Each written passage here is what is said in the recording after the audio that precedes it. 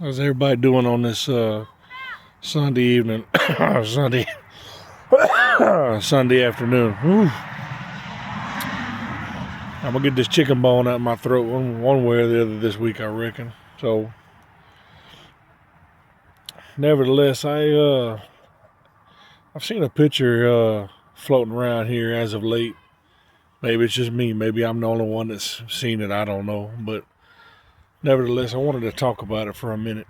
And before I get to that picture, I wanted to tell y'all a little bit about me. Maybe I'm the only one that goes through this. I don't know, but I'm not as good of a reader in the Bible as I should be. I'm cool with admitting that, but I have learned here just in the last, I don't know, 5 or 6 years that the more that I think about God, and the closer that I do get, and the more that I do read, the more that I realize that a whole lot of stuff makes sense now. A whole lot of stuff in the past, and even the stuff that goes on right now, it's not right anymore. I've gotten to where I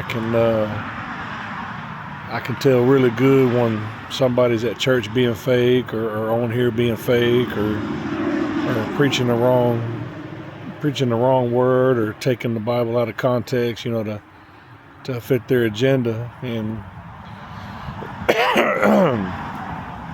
don't get me wrong, I'm not here to bash anybody. I'm not here to be a leader. I'm not here to be a pastor.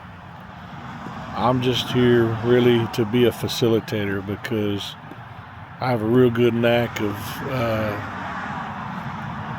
seeing through stuff, especially here the last couple of years. I've gotten really good at it.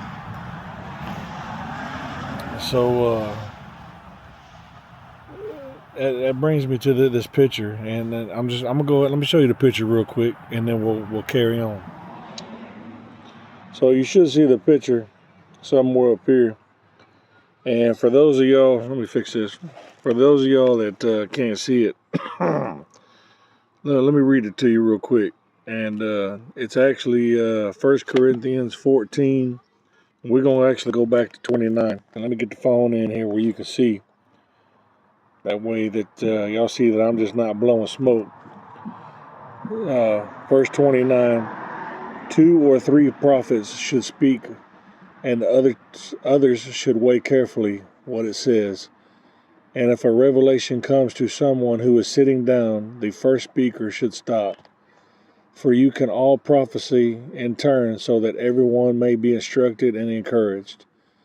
The spirits of prophets are subject to the control of prophets. For God is not a God of disorder, but of peace.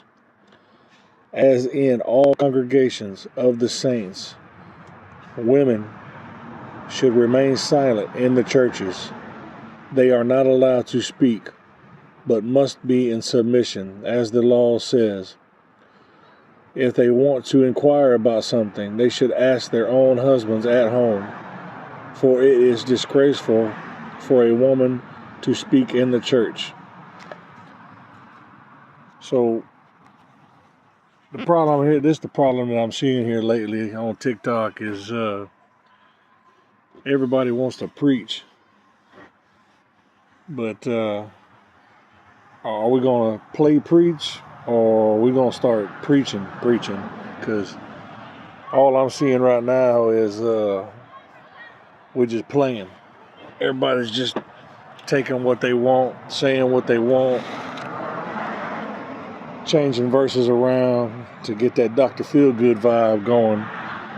So hold on, we're gonna back up, because I already know what people are gonna say. So let's go over to what was it? I think it was 14. Hold on just a minute. I gotta find it again. 14:34. Yeah. First Colossians 11:5. First Colossians 11:5.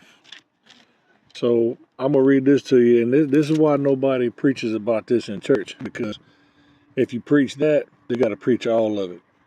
And nobody wants to preach all of it because nobody wants to do all of it.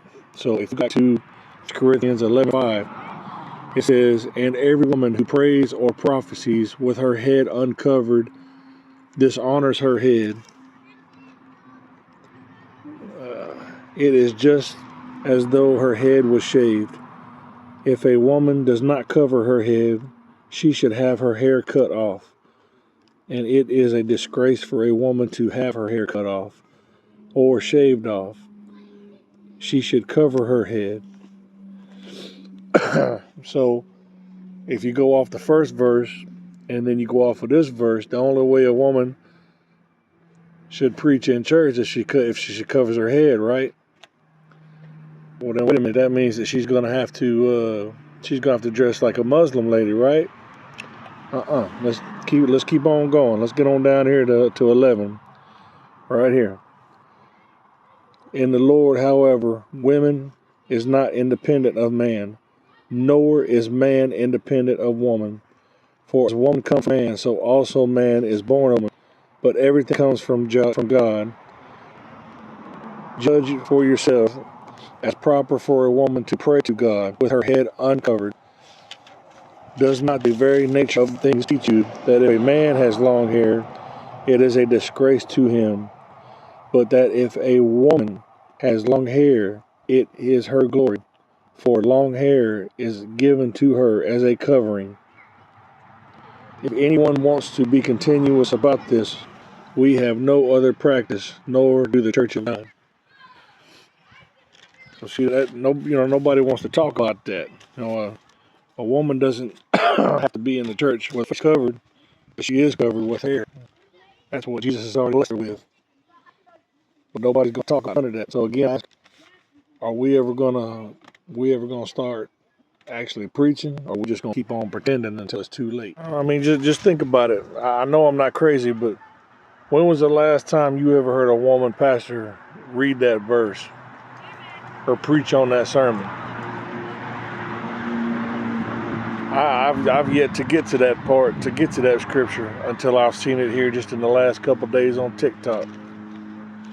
So I know I'm not going crazy. But somebody send me a woman that's going to preach that in church Sunday morning. Bet you it ain't going to happen.